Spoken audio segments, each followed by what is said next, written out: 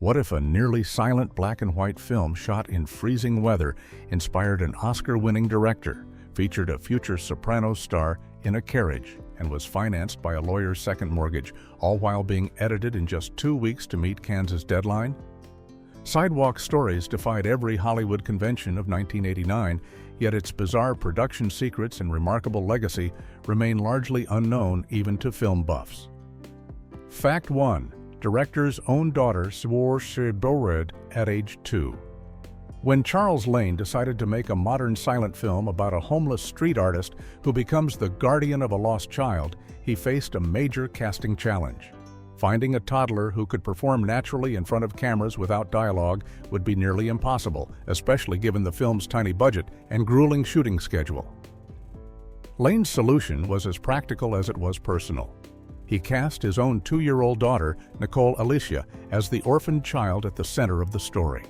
This decision transformed what could have been just another homage to Charlie Chaplin's The Kid into something genuinely authentic and emotionally resonant. The bond between Lane's character, known simply as the artist, and the little girl didn't require acting because the love and protectiveness displayed on screen were real. Nicole Alicia's natural reactions and genuine comfort with her father created moments that would have been impossible to manufacture with a hired child actor. Reviewers consistently praised the little girl's performance, with many noting how adorable and natural she appeared throughout the film. The casting choice also solved practical problems that came with working with very young children on film sets. Nicole was already accustomed to being around her father for long periods, and Lane could work with her in ways that respected her needs and temperament. The result was a performance that felt spontaneous and unforced, capturing the innocence and vulnerability that the story required, while allowing Lane to maintain creative control over one of the film's most crucial elements. Fact 2. Financed by lawyer's second mortgage. Most independent films struggle to find financing, but Sidewalk Stories had an even more unusual challenge, convincing anyone that a black and white silent movie about homelessness could succeed in 1989. Charles Lane pitched his vision to countless potential backers, but the concept seemed too risky and too unconventional for traditional investors. The film industry had moved far beyond silent cinema, and most financiers couldn't imagine audiences paying to see a throwback to an era that ended 60 years earlier. Enter Howard Brickner, Lane's entertainment lawyer, and his wife, Vicki Liebenbaum. After hearing Lane's passionate pitch and believing deeply in the project's artistic merit and social message, the couple made an extraordinary decision. They took out a second mortgage on their house to provide the $200,000 budget that Lane needed to make his film. This wasn't a casual investment or a tax write-off. It was a genuine financial risk that put their home on the line. Brickner and Liebenbaum became executive producers on the film, and their gamble reflected their faith not just in the project, but in Lane's talent as a filmmaker. The couple's willingness to risk their personal assets demonstrated the kind of belief that independent cinema often requires but rarely receives. When Sidewalk Stories went on to win the Prix du Public at Cannes and received widespread critical acclaim, their risk was vindicated, though the film's limited theatrical release meant they likely never recouped their investment in traditional terms. Their mortgage-backed financing remains one of the most remarkably personal investments in independent film history. Fact 3. Shot in record-breaking 15 days. Charles Lane faced an impossible deadline when he decided to submit Sidewalk Stories to the 1989 Cannes Film Festival. The festival's submission deadline was approaching rapidly, and Lane knew that having his film premiere at Cannes could make or break its chances of finding distribution. What followed was a masterclass in guerrilla filmmaking and logistical precision. Lane and his crew shot the entire feature film in just 15 days, an astonishingly compressed schedule even for a low-budget independent production. To put this in perspective, most feature films take 30 to 60 days to shoot, with big-budget productions often requiring 4 to 6 months. Lane's tight schedule was partly by necessity. The limited budget couldn't sustain a longer production, but also by design, as he needed to complete filming in time to edit and submit the film to Cannes. The compressed shooting schedule meant there was absolutely no room for error, extensive takes, or creative experimentation during production. Every scene had to be carefully planned in advance, and the cast and crew had to execute with precision. Lane later described the production as intense and exhausting, with long shooting days that pushed everyone to their limits. The 2-week rehearsal period before filming began proved crucial, as it allowed Lane to work out the physical comedy and blocking in advance, ensuring that once cameras rolled, everyone knew exactly what needed to happen. This 15-day shooting schedule has become legendary in independent film circles as an example of what's possible when creative vision meets disciplined execution and absolute determination. Fact 4. Filmed in 2-degree weather. If shooting a feature film in just 15 days wasn't challenging enough, Charles Lane chose to film Sidewalk Stories in February 1989, during what turned out to be the coldest winter on record in New York City at that time. The cast and crew endured brutal 2-degree temperatures while filming exterior scenes on the streets of Manhattan, with no luxury production amenities to provide relief from the freezing conditions. There were no heated trailers, no warm holding areas, and no comfortable places to rest between takes. Cinematographer Bill Dill later recalled huddling around a hairdryer mounted on a C-stand and plugged into a streetlight base, their only source of heat, which was primarily needed to keep the camera's viewfinder from fogging up rather than to warm the crew. The extreme cold affected every aspect of production, from actors struggling to maintain natural facial expressions with frozen faces to equipment that threatened to malfunction in the frigid temperatures. Lane made the deliberate choice to film in February specifically because of the cold, believing that the harsh winter weather would authentically convey the desperate circumstances faced by homeless people living on the streets. The production couldn't afford to fake these conditions on a soundstage or wait for better weather, so cast and crew simply endured, filming quickly to minimize exposure to the dangerous cold. The physical discomfort visible in the film isn't acting. It's genuine reaction to genuinely miserable conditions, lending the movie an authenticity that would have been impossible to achieve otherwise. Fact 5. 12-minute standing ovation at Cannes.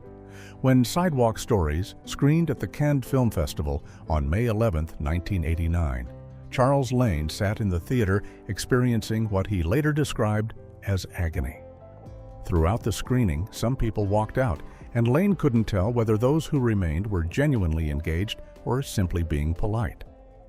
The silence of the near-silent film made it impossible to gauge audience reaction during the movie itself, leaving Lane increasingly anxious as the minutes ticked by. When the film ended, there was a brief pause that felt eternal to the nervous filmmaker. Then the applause began. What happened next was extraordinary, even by Cannes standards. The audience didn't just stand to applaud. They climbed onto their seats, cheering and clapping with an enthusiasm that film critics and festival attendees rarely display. The ovation lasted between 12 and 15 minutes, depending on which account you believe, with Lane himself stating it was 12 minutes, while others reported it as 15. For Lane, who had risked everything on this unconventional project, the sustained applause was overwhelming. After 11 minutes of continuous clapping, he later joked, he was thinking, "Let me sit," as the emotional intensity became almost unbearable. The response moved him to tears, validating not just his creative vision, but also the enormous risks taken by everyone involved in the production. The film went on to win the Prix du Public award at Cannes, and Lane collected awards from film festivals in Sweden, Spain, and Germany throughout 1989, establishing Sidewalk Stories as a significant work of independent cinema. Fact 6. Inspired Oscar winner The Artist. More than 20 years after Sidewalk Stories premiered at Cannes, French director Michel Hazanavicius made a decision that would surprise the film industry. In an interview at the 2011 New York Film Festival, Hazanavicius publicly cited a largely forgotten film as a key inspiration for his silent movie project, Charles Lane's Sidewalk Stories. This revelation came as his film, The Artist, was beginning its journey toward becoming an Oscar-winning sensation that would ultimately capture 5 Academy Awards, including Best Picture and Best Director.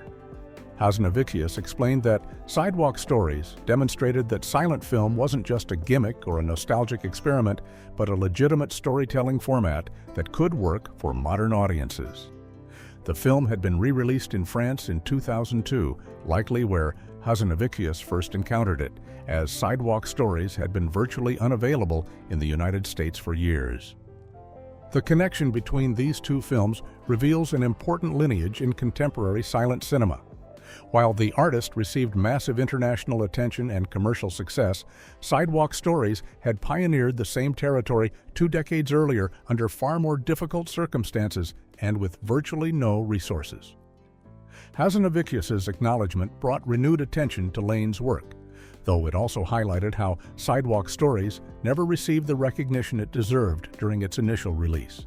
The influence of Lane's film on The Artist demonstrates how truly innovative work can inspire future generations of filmmakers, even when that work has been largely forgotten by mainstream audiences. Fact 7. Tom Hanks almost remade it. In following the critical success of Sidewalk Stories at Cannes and its multiple festival awards, Disney approached Charles Lane with an offer that would have changed everything. The studio wanted to remake Sidewalk Stories as a full-color, full-sound family film, and they already had their ideal leading man in mind, Tom Hanks, who was approaching the peak of his commercial appeal in the early 1990s. Disney executives saw wonderful family film potential in Lane's story and believed that Hanks could bring mainstream audiences to this tale of a man caring for an abandoned child. According to Lane, Hanks watched Sidewalk Stories and loved it, genuinely appreciating the artistry and emotion of the silent black and white original. However, Hanks made a decision that surprised Disney. He turned down the role. Hanks reportedly felt that remaking the film would diminish the unique qualities that made the original special, and he didn't want to participate in a project that might overshadow Lane's achievement. Meanwhile, Lane himself had serious reservations about the remake. He was concerned that Disney would turn his socially conscious meditation on homelessness into a sanitized, sentimentalized version that lost the edge and authenticity of the original. Lane later revealed that he didn't want to make the remake at all, despite Disney throwing money at him and offering him over $600,000 in salary, more than 3 times the entire budget of the original film. The remake never happened, preserving Sidewalk Stories as a singular artistic statement that remains uncompromised by commercial considerations. Fact 8. First feature film for award-winning composer. When Charles Lane needed a composer for Sidewalk Stories, he turned to an old friend from college named Mark Marder. There was just one significant problem. Marder had never composed a feature film score before. In fact, Marder's only previous film scoring experience was for Lane's short film, A Place in Time, which had been Marder's very first film score ever.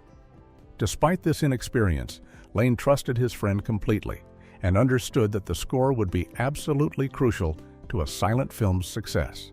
Without dialogue, the music would need to carry emotional weight, establish mood, convey narrative information, and keep audiences engaged for 97 minutes. Lane actually coached Marder through the process, showing him how silent movies worked, explaining concepts like themes, leitmotifs, and variations, essentially teaching him the fundamentals of film scoring. The collaboration resulted in a wonderfully eclectic score that incorporated jazz, tango, chamber music, old-world dance hall styles, classical music, rap, funk, blues, and rock, a 17-track musical journey performed by a 14-piece ensemble called the International Sidewalk Orchestra. The gamble on Marder's untested talent paid off spectacularly. His score for Sidewalk Stories won the Deutsche Schallplattenpreis, Germany's prestigious record prize, in 1990, recognizing it as one of the best film scores of the year. This success launched Marder's career as a film composer, and he went on to score all 23 films by Cambodian director Rithi Pan, including The Missing Picture, which was nominated for an Academy Award. Fact 9. Edie Falco's film debut. Cameo buried deep in the cast of Sidewalk Stories is a performer who would become one of television's most celebrated actresses, though you'd never know it from watching the film. Edie Falco, who would later win 3 Emmy Awards, 2 Golden Globes, and 5 Screen Actors Guild Awards for playing Carmela Soprano in HBO's The Sopranos, appears in Sidewalk Stories in the tiniest of roles. She's credited simply as Woman in Carriage, playing half of a kissing couple in a horse-drawn carriage that passes through one scene. The role is so minor that Falco has no dialogue, though of course virtually no one in the film has dialogue, and she's barely visible on screen for more than a few seconds. This was 1989, and Falco was just beginning her acting career after graduating from SUNY Purchase in 1986. She was still doing odd jobs between auditions, working as a waitress and cashier while trying to break into the film industry. Her appearance in Sidewalk Stories represents the kind of small role that struggling actors take just to get experience and a credit. What makes this fact particularly fascinating is that Charles Lane gave Falco one of her first film roles, and years later, when Lane needed work after his own career stalled, Falco had become a major star. The intersection of their careers at such different trajectories highlights the unpredictable nature of success in the entertainment industry. Lane's generosity in casting unknowns like Falco in his low-budget film unknowingly gave a future icon one of her earliest professional credits. Fact 10. Based on student film that won Academy Award. Long before Sidewalk Stories made its triumphant appearance at Cannes, Charles Lane had already proven his talent with a remarkable student film. In 1977, while attending SUNY Purchase as a film student, Lane created a short titled A Place in Time that explored similar themes of social inequality and urban poverty. The short film was based on the famous Kitty Genovese incident, where a woman was murdered while neighbors allegedly ignored her cries for help. Lane made the bold choice to present this contemporary social critique as a silent film, using the absence of dialogue as a metaphor for how society ignores and silences marginalized voices. The short featured the same homeless street artist character that would later appear in Sidewalk Stories, essentially serving as a proof of concept for Lane's distinctive style and thematic concerns. Lane's gamble paid off spectacularly when A Place in Time won a Student Academy Award in 1976, bringing him recognition and validation for his unconventional approach to filmmaking. The success also helped Lane lose what he called his snobbery about silent films. He had initially disliked them as a film theory student until a professor convinced him to give Charlie Chaplin's work a serious chance. Winning the Student Academy Award gave Lane the confidence to eventually pursue Sidewalk Stories as a feature-length expansion of his vision, proving that the silent film format could work for contemporary stories about modern social issues. The 13-year gap between his award-winning short and his feature debut shows just how difficult it was for Lane to secure financing and support for such an unconventional project. Fact 11. Inspired by boxing match encounter. The entire concept for Sidewalk Stories crystallized in Charles Lane's mind during a chance encounter that lasted just a few minutes, but changed the course of his creative life. Lane had attended the Sugar Ray Leonard versus Donnie Lalonde boxing match, and as he was leaving the event and heading home through the cold night, he was approached by a homeless man on the street. Lane initially assumed the man was going to ask him for money, preparing himself for the typical panhandling interaction that New Yorkers experience regularly. Instead, the homeless man asked him who had won the fight. What followed was an extended conversation about boxing. The man turned out to be a genuine fan with deep knowledge of the sport, and Lane found himself having a real human connection with someone he might otherwise have walked past without acknowledgement. As Lane later recounted to Premiere magazine, he could feel his heart melting during their conversation. It was an extremely cold night, and Lane was acutely aware that he had a warm apartment waiting for him, along with his wife and daughter, while this man, who clearly loved boxing and could discuss it intelligently, had nowhere to go. The force of this man's situation hit Lane emotionally in a way that abstract knowledge about homelessness never had. Lane had been thinking about making a film that combined serious social issues with social comedy, and this encounter provided the catalyst. The thoughts and emotions that had been building in him about the problem of homelessness suddenly crystallized around a simple truth. Every homeless person is an individual with their own interests, knowledge, and humanity. not just part of an anonymous mass. Fact 12. Island Pictures acquired then shelved. After Sidewalk Stories triumphed at Cannes and won the Prix du Public award, Charles Lane had every reason to believe his film would find commercial success. Island Pictures, the independent film distributor founded by Chris Blackwell, enthusiastically acquired the film for theatrical release. Blackwell had excellent taste and a proven track record. He had previously acquired groundbreaking independent films like She's Gotta Have It, The Trip to Bountiful, and Stranger Than Paradise, successfully bringing them to audiences who craved something different from mainstream Hollywood fare. Blackwell genuinely loved Sidewalk Stories and championed it within his company. However, in 1989, Island Pictures underwent a significant change in leadership. Two new co-presidents came in with different priorities and ambitions. They wanted Island Pictures to become a major contender in the film industry, capable of bidding on big prestige projects like Dances with Wolves. When they looked at their slate of acquisitions, Sidewalk Stories didn't fit their new vision.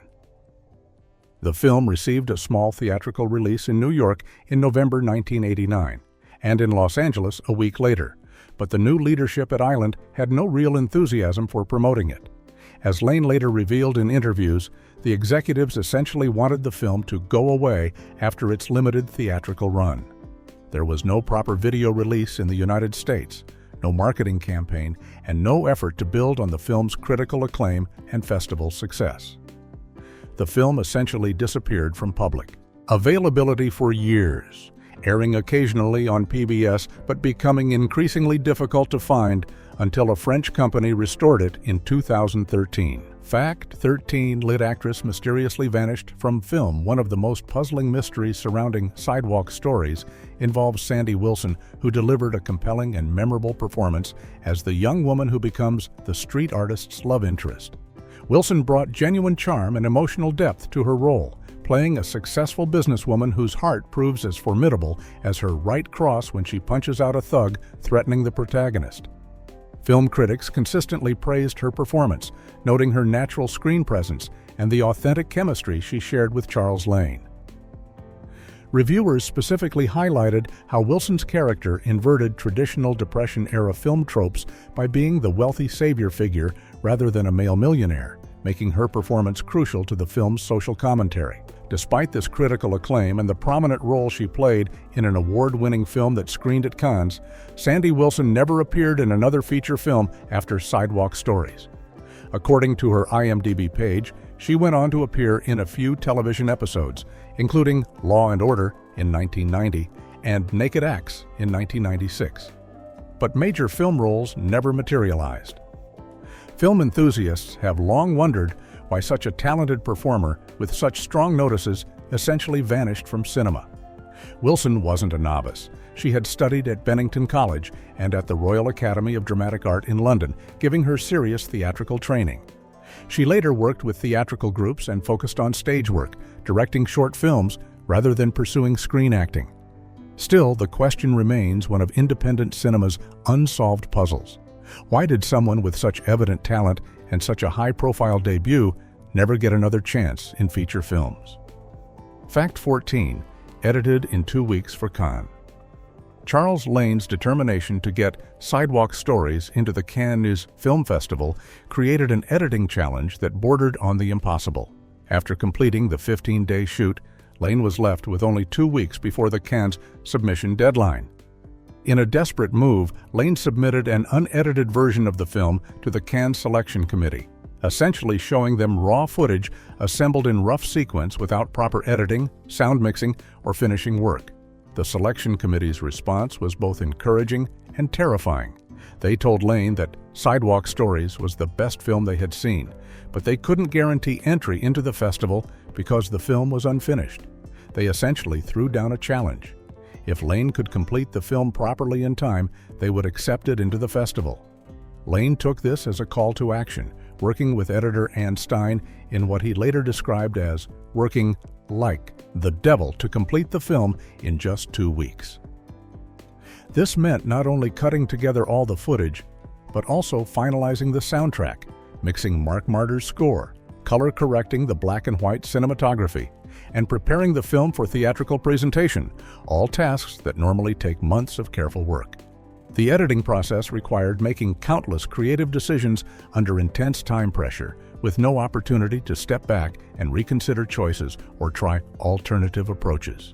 Somehow, Lane and Stein pulled it off, delivering a finished film that met the festival's standards and went on to receive that legendary standing ovation.